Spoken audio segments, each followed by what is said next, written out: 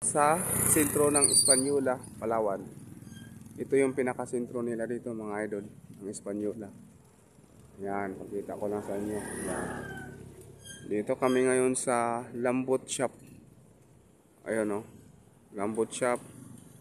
Yan, kasi pinaayos namin yung tricycle mga idol. May sira. Oh. Yan mga idol. Nakita ko lang sa inyo yung mukha ng Hispaniola para makita nyo yung mga hindi taga Hispaniola, Palawan. Dito na yun.